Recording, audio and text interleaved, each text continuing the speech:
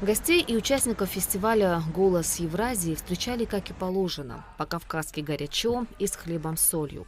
Народные коллективы республики радовали гостей зажигательными танцами, а ведущие рассказали о работах, представленных в этом году на фестивале. Всего подготовлено 500 работ, и все они посвящены главной теме – столетию со дня рождения Расула Гамзатова. Я знаю, что огромное количество работ поступило в этом году, и очень много работ связано с именем Расула Гамзатова. Большое спасибо за то, что чтите эту память. Она для нас, для всех россиян, для всех жителей СНГ, для всего мира очень дорогая. Спасибо вам большое. Все дороги земли приведут в Дагестан. Все дороги судьбы не напомнят о нем. Так говорил наш великий Расул Гамзатов. Действительно, дорогие друзья, на родине нашего легендарного Расула Гамзатова так по-особенному относятся к гостю.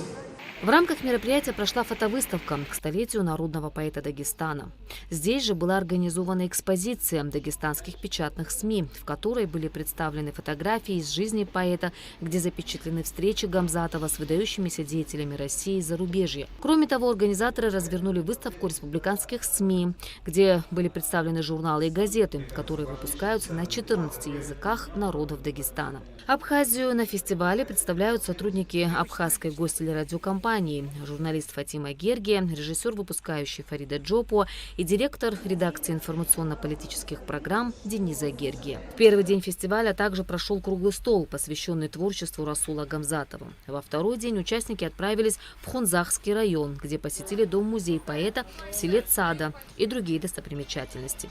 Закрытие фестиваля и награждение победителей пройдет 5 августа.